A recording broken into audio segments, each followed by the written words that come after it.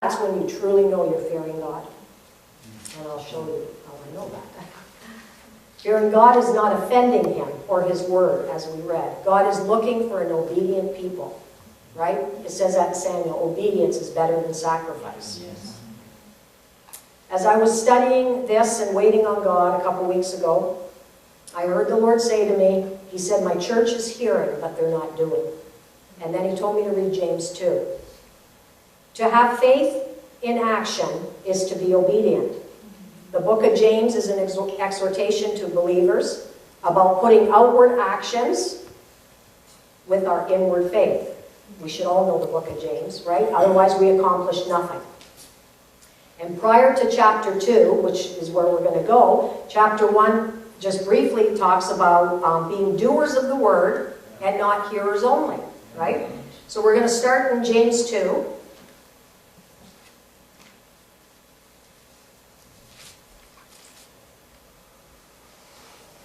In chapter 2, verse 14. What does it profit, my brethren, though a man say he has faith and has not works? Can faith save him? If a brother, he gives an example. If a brother or sister be naked and destitute of daily food, and one of you say unto him, depart in peace, be ye warmed and filled, notwithstanding you give them not those things which are needful to the body, what does it profit? So now he's going to compare. He says, even so, faith, if it has not works, is dead. The word dead means inactive. Even so, your faith, if it has not works, is inactive. What does it profit, though a man say he has faith and has not works? Can that save him? Yea, a man may say, thou hast faith and I have works. Show me thy faith without thy works, and I will show thee my faith by my works. Thou believest that there is one God, thou doest well. The devils also believe and tremble. You believe in God? That's very admirable. That's good that you believe in God. That's what he's saying. But so does the devil. So do demons, and they tremble. Then he says to the brethren, but wilt thou know, O vain man, that faith without works is dead? Why did he address them as vain? Vain means empty, destitute of truth, a vessel that contains nothing. Faith without works is dead. Faith without works is inactive. But wilt thou know, O vain man, that faith without works is dead? What is works? Works there means to toil as an effort by implying an act or a deed. It means labor. To toil as an effort by implying an act, a deed, or labor. So when you think about that, I know that there is labor, there is an effort, and there is toiling to put my faith to action. And I know I've given my testimonies over and over, and so you know, you've heard my stories. But I know one thing, that when me and Rob stood on the grounds of what this word said for my health for 3 years, that was work. That was toil. That was hours of praying, hours of declaring what the promises of God said about my health. And it worked. It had to work, right? Faith without works is dead. You can't just have faith if you got no works. So because these were believers here, I asked earlier, why did he address them as vain? And I wrote, because these believers were just not getting it. That's what I was reading. They were just not getting it, and they were not putting their faith to action. They thought that they could just be hearers of the word and not doers. So I'm not talking about the working of the law, okay? When it says about faith with works, it's not about the law, because Galatians 3:1 says that no man is justified by the law in the sight of God. It is evident, for the just shall live by faith.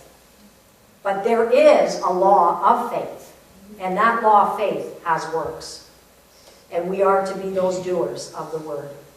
It says in Romans 3:28, therefore we conclude that a man is justified by faith without the deeds of the law. Do we then make void the law through faith? God forbid. Yea, we establish the law. So our living a life of faith with works is establishing the law, really. Faith without works is dead. Faith or believing without action, without doing, is dead or inactive. You may be saying, what does faith have to do with fearing God? Well, I want to talk about Abraham, because if you keep reading here in James, and this is where the Lord got my attention, because I didn't really know the two were connected until he drew my attention to this. 21, after he says, will thou, vain man, know that faith without works is dead. Then he reminds them from the Old Testament of the great patriarch, Abraham. And he says, was not Abraham, our father, justified by works when he had offered Isaac, his son, on the altar? Seest thou how faith wrought with his works? And by works was faith made perfect, or accomplished. Faith was accomplished. And the scripture was fulfilled, which saith, Abraham believed God, and it was imputed unto him for righteousness, and he was called a friend of God. I want to go to Genesis 22.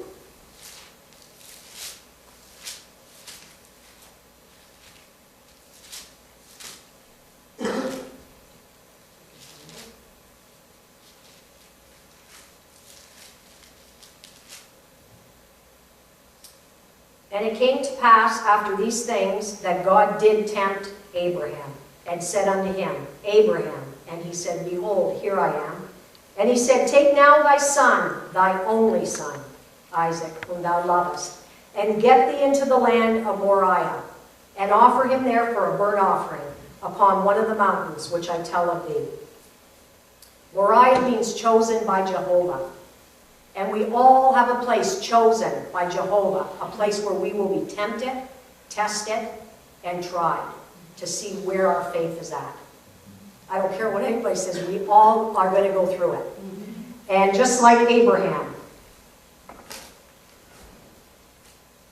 he was proven in his faith. And then we know what Peter says about 1 Peter 1:7 says that the trial of your faith, being much more precious than of gold that perish, though it be tried with fire, might be found unto praise, honor, and glory at the appearing of Jesus Christ.